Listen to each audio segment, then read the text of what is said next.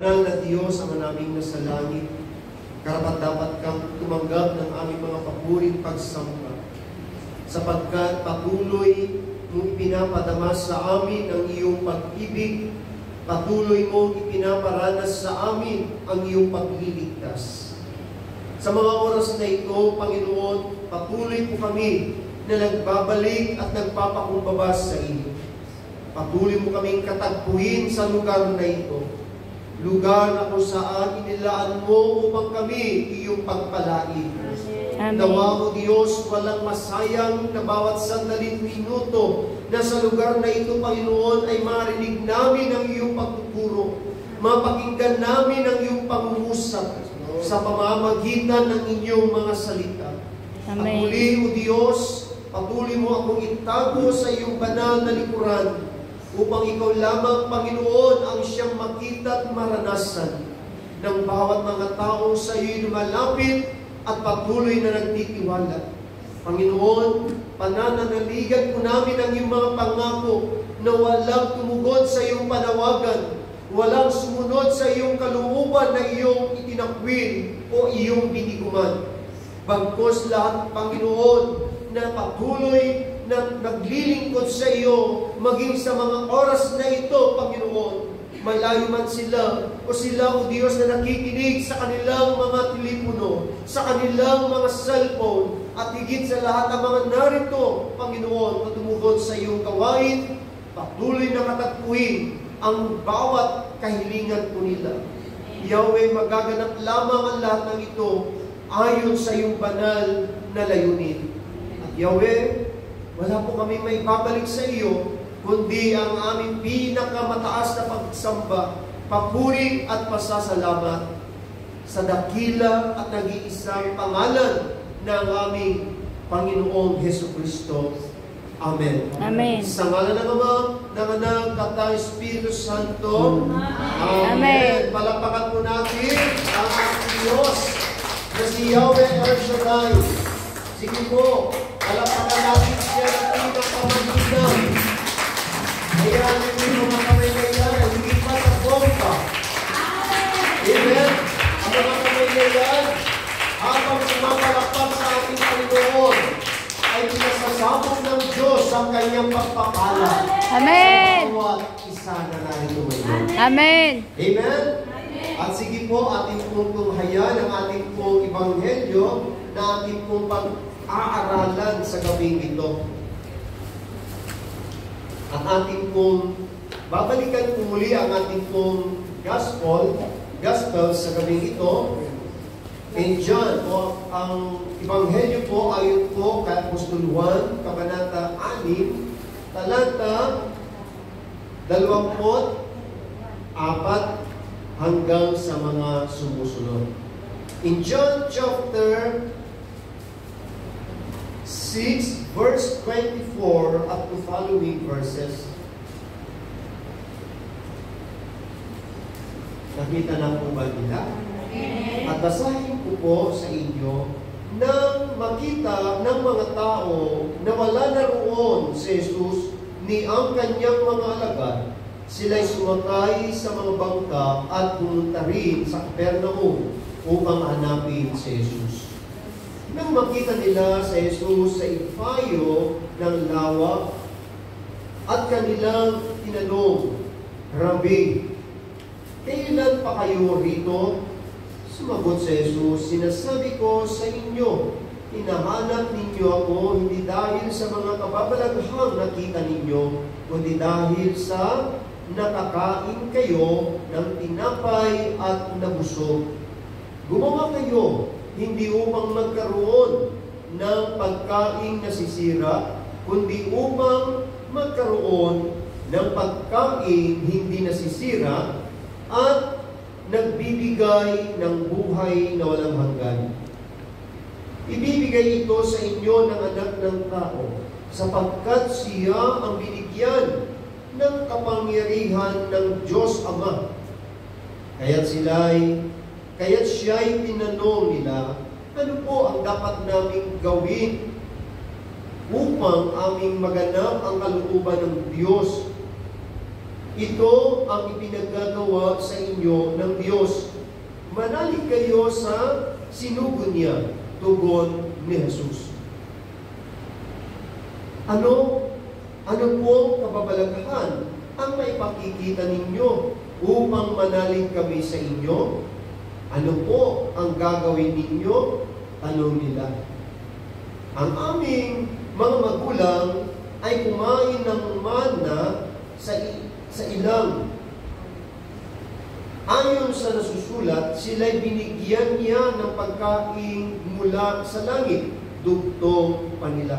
Sumagot si Jesus, dapat ninyong malamang hindi si Moises ang nagbigay sa inyo ng pagkain mula sa langit, kundi ang aking Ama. Siya ang nagbibigay sa inyo ng tunay na pagkain mula sa langit, sapagkat ang pagkain bigay ng Diyos ay yaong bumaba mula sa langit at nagbibigay buhay sa sanlibutan. Ginoo, wika nila, bigyan po ninyo kaming lagi ng pagkain iyon. Verse 35, ako ang pagkain nagbibigay buhay, sabi ni Jesus. Ang lumalapit sa akin ay hindi na magugutom, at ang nananalig sa akin ay hindi na mauuhaw kailanman. My dear brothers and sisters in Christ, ito po ang mabuting balita para sa ating kaligtasan. Amen.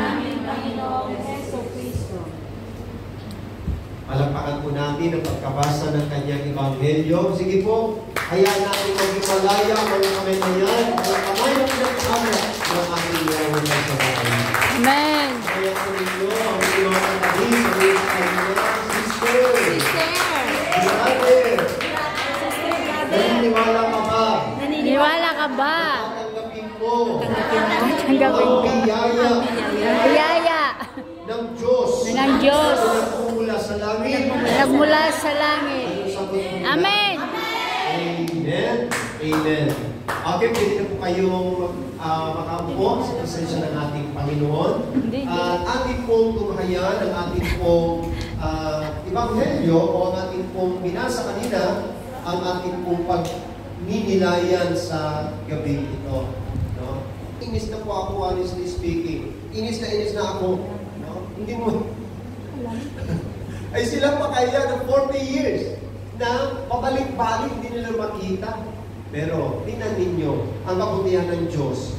Nagpabaya ba ang Diyos sa kanila? Hindi. Why? Sapagkat nagpadala pa rin siya ng kanilang mga makakain. At ano yung tawag mo doon sa pagkain niyon na galing sa langit? Manna. Pagkain mula sa langit.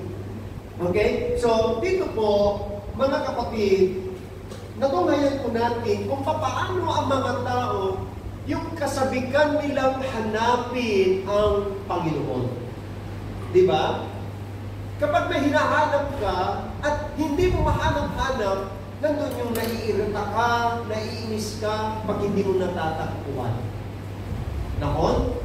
Pero kapag nasumpungan mo, yung hinahanap mo, grabe naman po yung galak, saya na iyong mararanasan. So, ang mga tao po, kung titignan nyo po, maraming beses nilang hinanap ang ating Panginoon. Maraming beses nilang, kung nasaan ang Lord, pinupunta nila kahit malayo, kahit pagod sila, kahit puyat sila, kahit uhaw na uhaw sila. Ganun na lang yung kanilang kasabikan. Sapagkat, nakita nila sa Panginoon ang kanilang hinahanap. Amen po ba? Kapag nakita mo ang iyong hinahanap, tiyak yun, pupuntahan ang lugar na iyon. Amen. Dadali po kayo, dito na lang sa gawain ito. Bakit tayo pabalik-balik dito? Kasi dito mo nasumpungan ang tunay na kasapatan, kakumpletuhan sa iyong buhay. Pero mo araw-araw tayong pagod, araw-araw tayo nagtatrabaho, dumarating po yung panahon na yung sandali na sumusuko ka na. Nasabit na ba natin na, kailan ba kayo matatapos itong ganitong kapuputin ng simento? Lord, hanggang kailan ba ako matatapos dito? Hanggang dito na lang ba yung buhay ko, Lord? Nangarap din ba tayo minsan na, Lord, naman, dumating naman yung panahon na yung pa-shopping na lang ako, papasyal na lang ako sa mga gusto kong puntahan. Diba?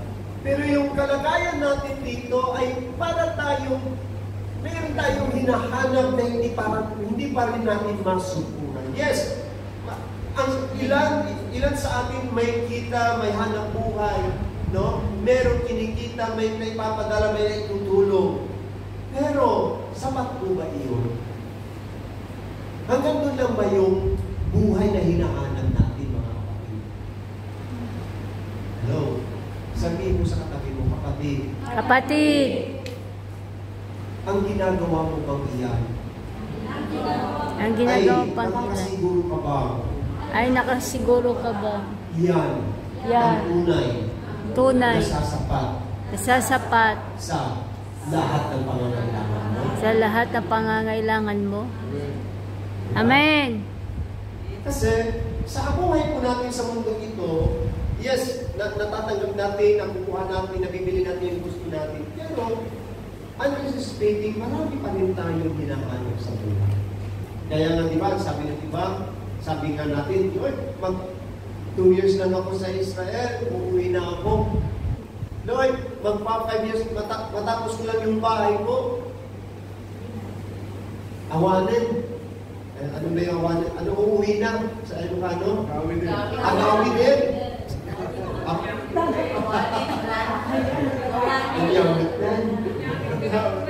Agawin din. Uuwi na sa bahay.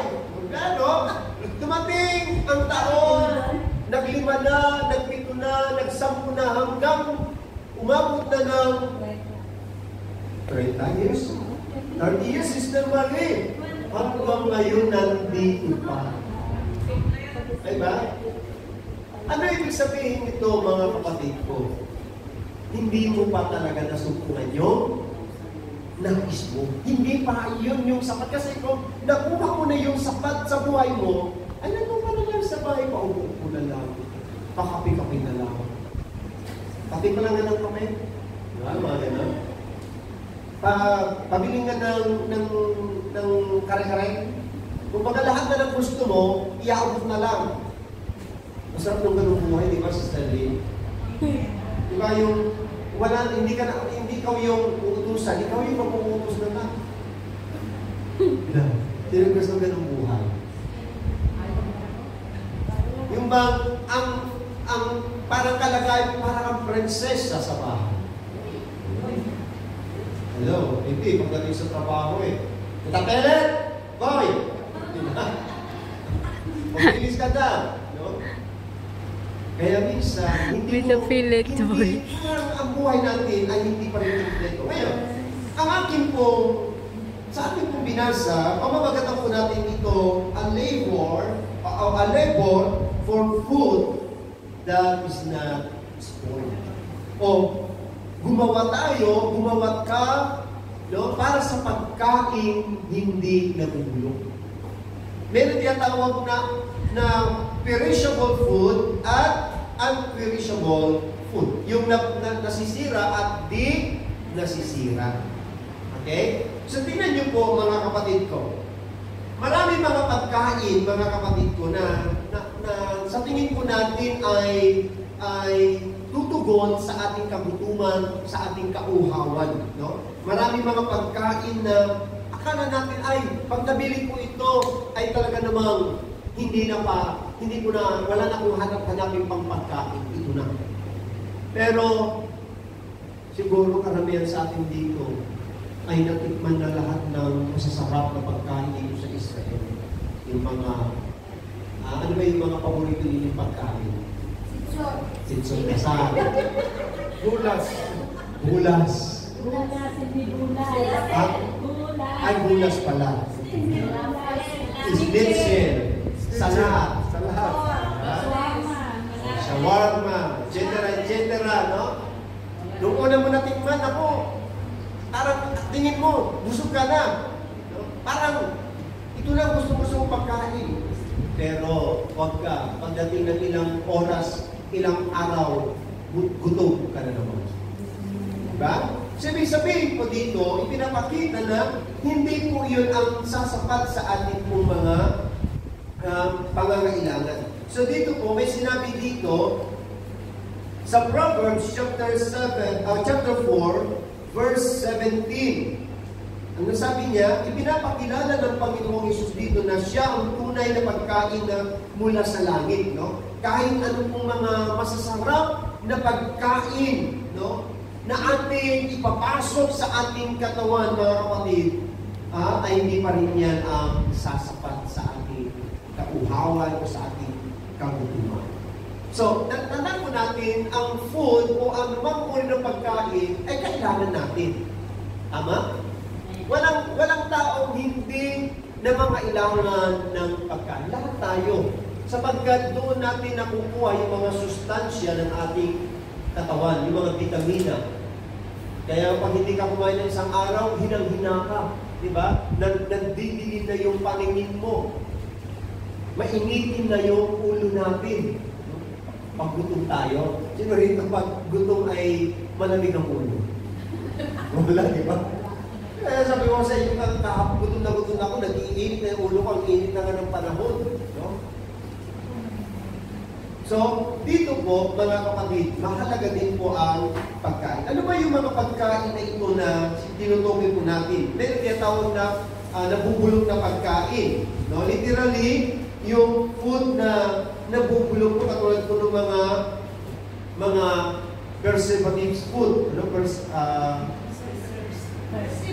Preservative. Tama ba? Yung mga preservative.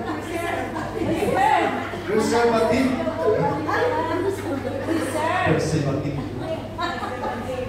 Thank you for correction. Nakikinig na kayo. Ay. Yan yung mga taong nakikinig. Talagang alam niya kung ano yung pinapakinggan niya. Hindi pa kayo gutom niyan, ha? Pero kapag gutom na kayo, baka oo na kayo.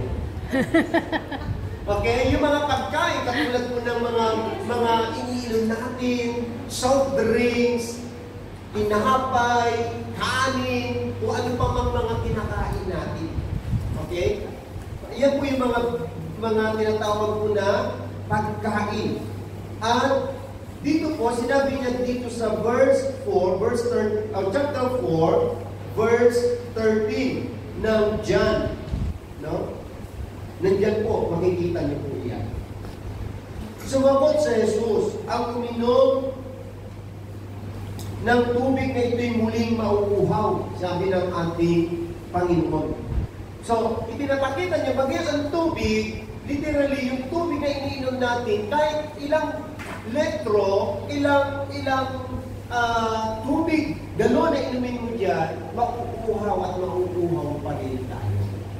Physically, literally, mga kapatid ko. Amen po ba? Amen. Yung mga preservatives na pagkain po natin, kahit yung paborito mong longganisa, ano pa mga gusto niyong pagkain? Mga tosino,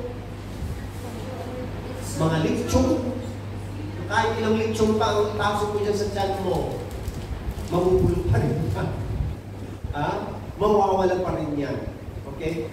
So, ano pa yung mga tinatawag ko na yung tinukoy ko sa inyo kanina, yung literally na pagkain. No? Yung ano naman po, yung figurative na food na pwede rin itong mabulok, mawala, bubupas. Yung tinatawag po na food na tinatawag po na human knowledge o yung human wisdom. Food din yan ng ating pong isip ng ating pagiging tao, no? Ng ating kaisipan. No? Pero, lumilipas din niya kahit sabihin mo yung taong napakatalino. Si, ano nga po, Apo Marcos, di ba? Napakatalino. Pero nung tumanda na, di ba? Lumipas din. Di ba? Nagkaroon din ng limitasyon ang kanyang kakayanan. Di ba? Ilan niyo po yun? No? Ano ba yung tinatawag po na yung mga earthly pleasure po natin, o yung tinatawag po na mga kayamanan, yung ating mga posisyon. Okay? Meron din po, dumarating din po yan ay pumupupas. Amen? Halimbawa, presidente ka ngayon, mayor ka ngayon, o general ka ngayon, hindi habang panahon na nasa posisyon tayo. Darating ang darating na mawawala din yun, pupupas din. Amen po ba? So, Amen. huwag tayong manangan doon, sabi ng ating Panginoon. Huwag yun yung ating pagmayabang, ipagmalaki sa harapan ng ating kapwa o sa harapan ng Diyos. Hindi ko kailangan ng Panginoon, napakagaling ko, napakatalino ko. Hindi ko kailangan ng Diyos sa buhay ko. Napaka-powerful ko. Makapangyarihan akong tao. Pero kapatid, marami tayong mga kilala like Haring Solomon na napaka-powerful po niya nung kanyang pamumuno. Pero dumating ang panahon, bumagsak din po ang kanyang kaharian. Bumagsak. At nagkawatak-watak pa, no? Kung hindi inalala ng Diyos si David na kanyang lingkod, nawala na ang bayan ito. Inalis na ito ng Diyos. Pero inaalala ng Diyos kaya natira ang bayan ito sa angkan ni David. No? Dahil sa pag-alala ng Diyos kay Haring David. Okay, so dito po, tuloy po natin. How we receive from the Lord that the food is not being spoiled. Spoiled, yung sira. No? Paano natin matatanggap mula sa ating Panginoon yung mga pagkain hindi nabubuhay. Hello? Mamaya uuwi tayo, mag-uwi kayo ng food. Pero minsan yung mga sharon natin, pagdating mo sa bahay, hindi mo nakakain, bukas mo tapos mo na lang. Diba? Marami mga, makikita nyo na lang siguro sa Gaza kung paano sila nag-aagawan ng pagkain. Araw-araw yun, mga kapatid. Araw-gabi, talagang gutom na gutom lagi mga bata. Dahil sa nangyari na gera. Magpasalamat pa rin tayo sa biyaya ng Diyos dahil ang bayan nito ay lagi niyang pinoprotektahan dahil yan ang pangako ng Diyos. Amen. Tingnan natin ang ibang bansa na karatig bayan. Ang Gaza na lang, titignan niyo po, wasak lahat ng building. Yung mga gumawa, no? Yung mga lumuso, sabi na natin yung mga terorista. No? Ano nangyari? Dahil nangad nila ang mga panandalian lamang na kapangyarihan. Naakala nila yun ang sasapat sa kanilang kakayanan. Susumubok, no? Kumbaga, akala nila yun na yung kanilang magpapakita ng kanilang kapangyarihan. Pero ano ang nangyari? Nawala.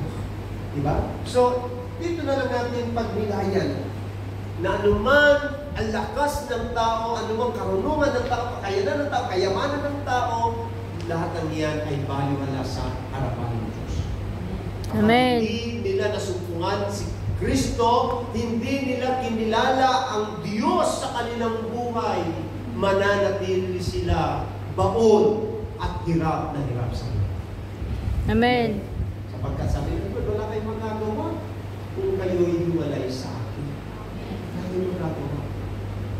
At hindi nyo matatanggap yung pagkain sasapat sa inyong kagutuman kung hindi kayo lalapit sa akin, kung hindi nyo ako tatanggapin sa buhay.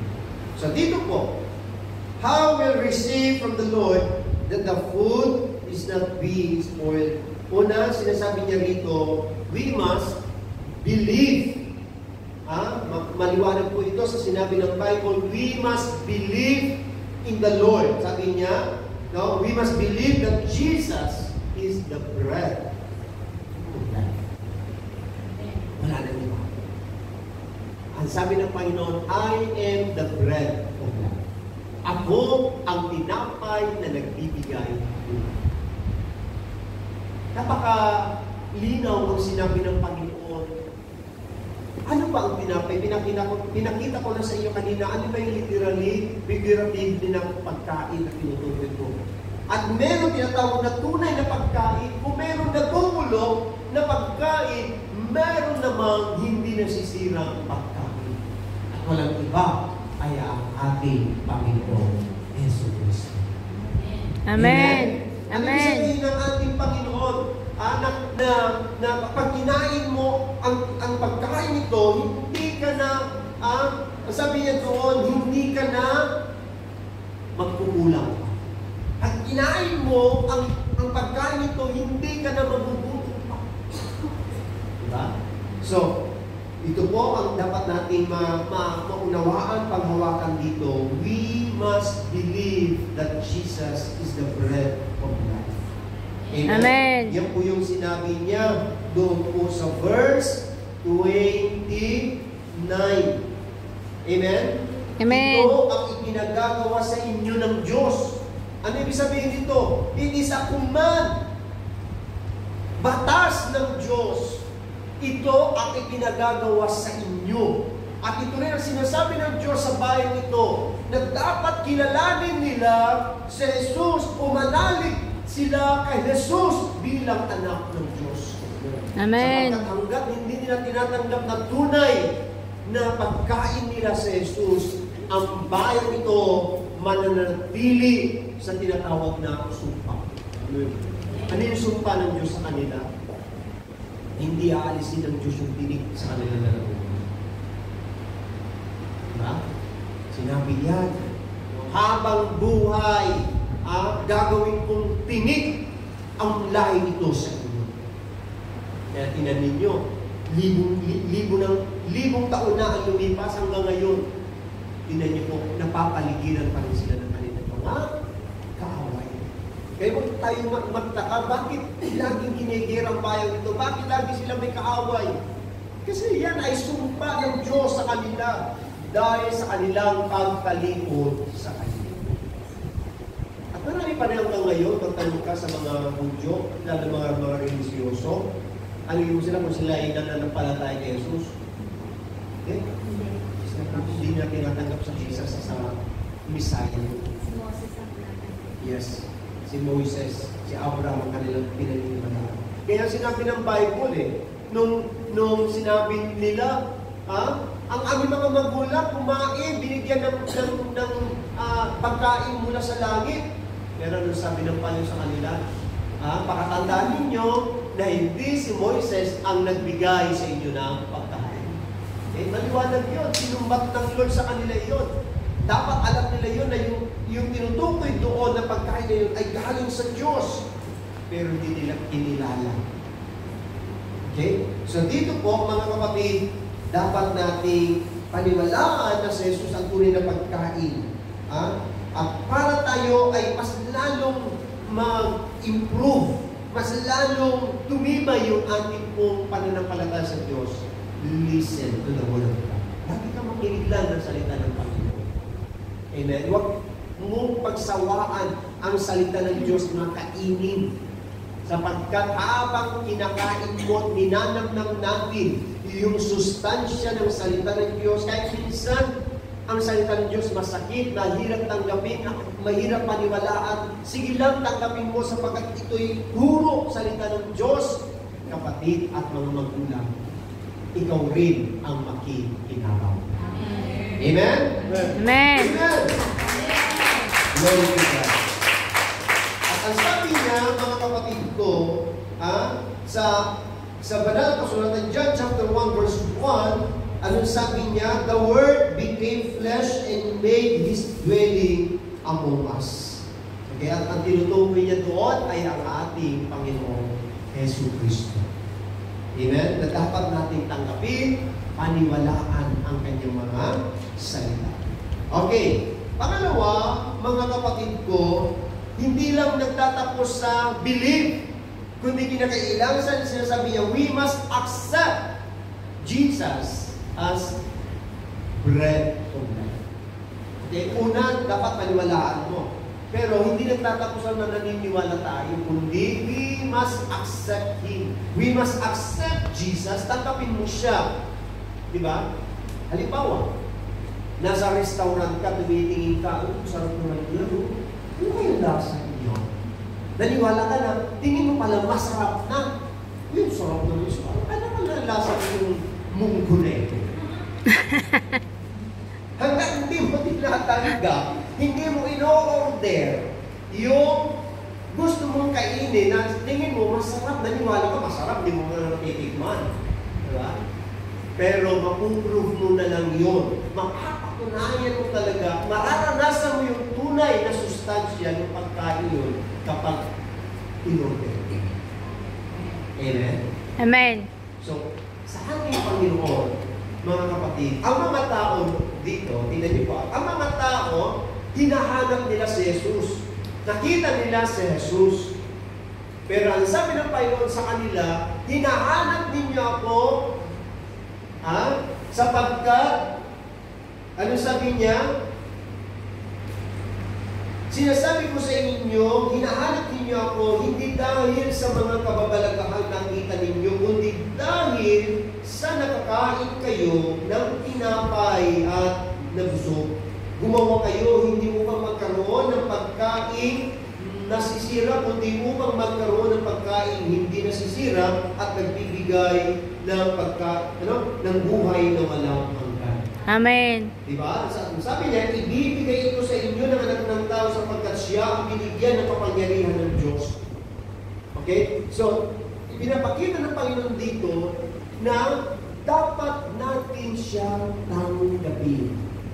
Amen. Paniwalaan at tanggapin na siya ang tunay na bread. Amen. Palakpakan natin muli siya ng sabay. Okay? So, tingnan niyo po mga kapatid.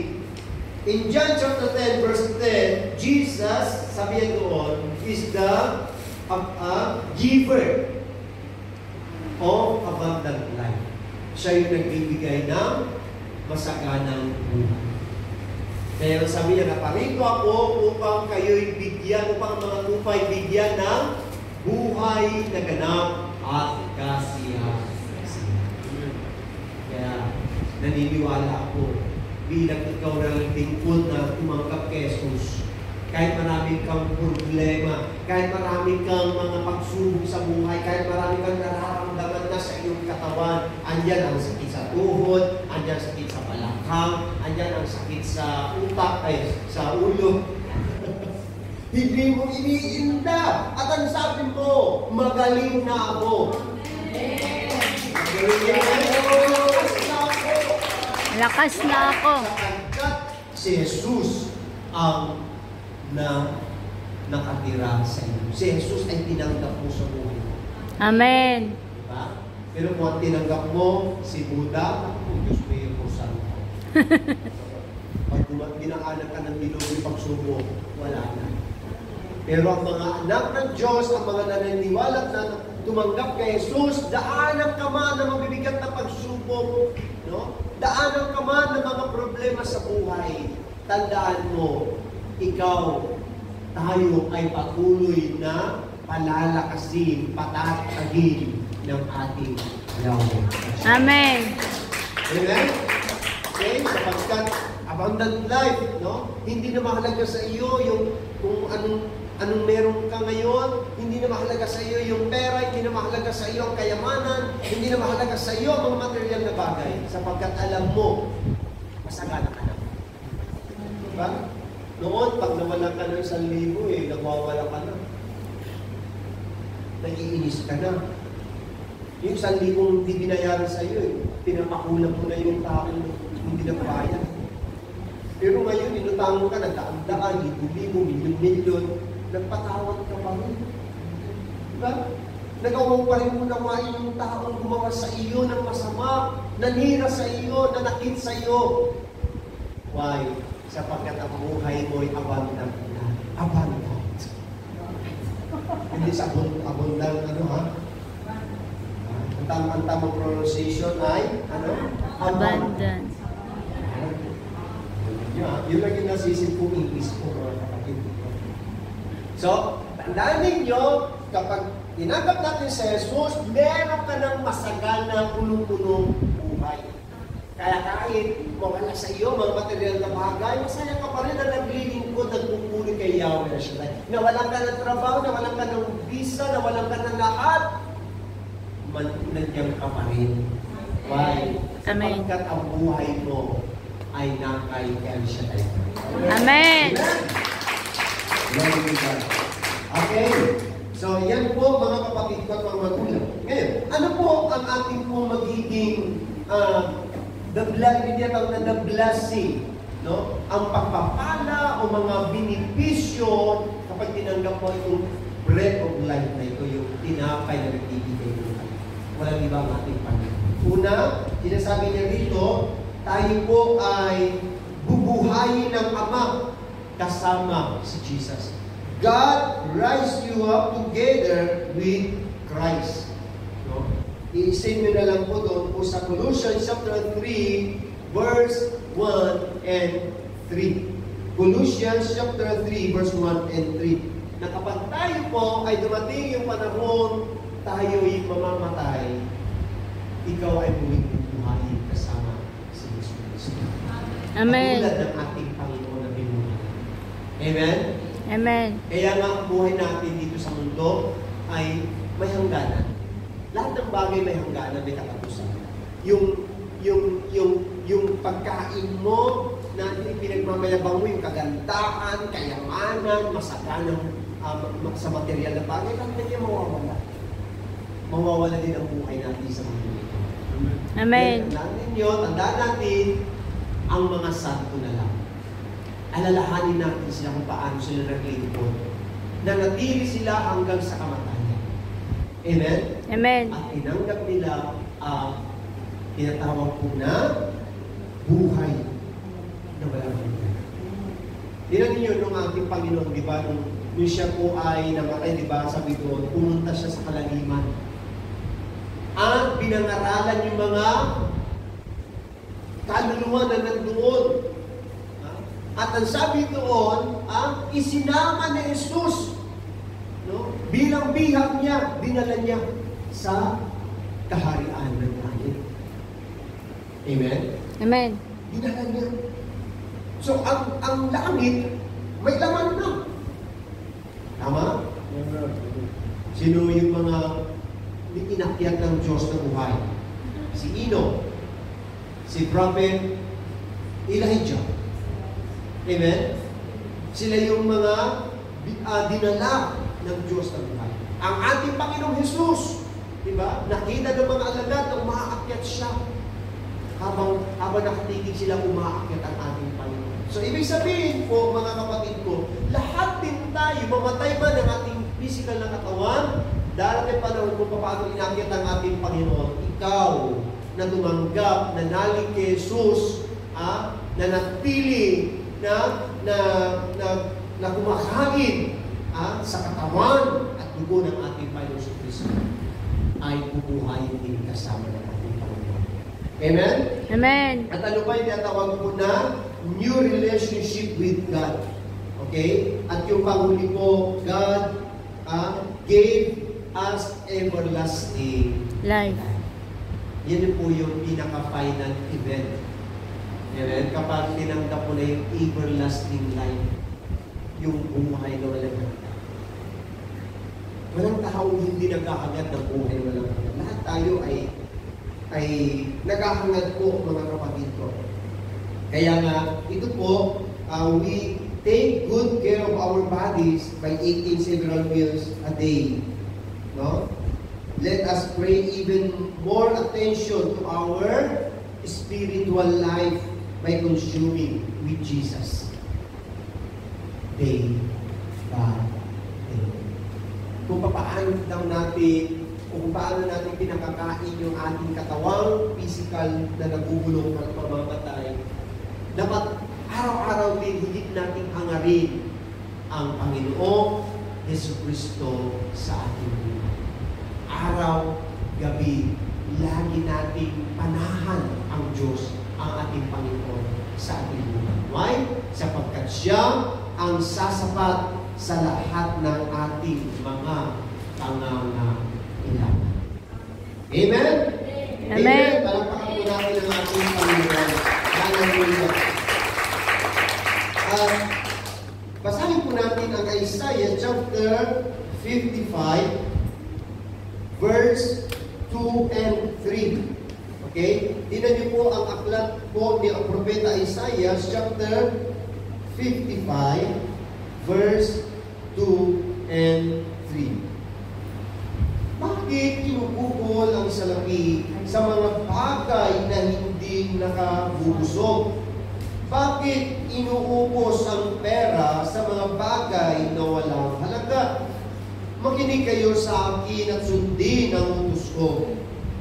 At matitikman ninyo ang pinakamasarap na pagkain. Bumarito kayo, kayo ay lumapit at ako'y pakinggan. Makinig kayo sa akin nang kayo'y mabuhay. Ako'y may gagawing walang hanggang tipan at ipalalasap sa inyo ang pagpapalang ipinangako ko kay David. So napakaganda po yung paanyaya ng Diyos sa atin. Ito'y imbitasyon ng Lord sa atin. Sabi niya, sinasayang lang ninyo yung salapi, yung pera sa mga pagkain na hindi naman nakapuluso.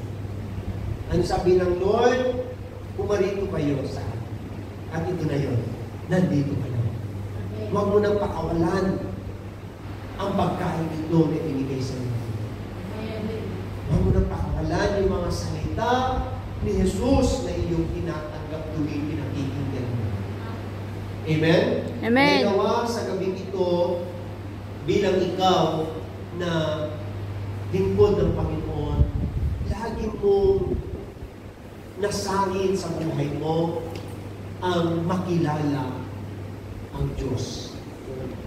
Lagi nating nasahin sa buhay natin na ang salita ng Panginoon ay lagi nating namnamin sa bawat sandali ng ating buhay.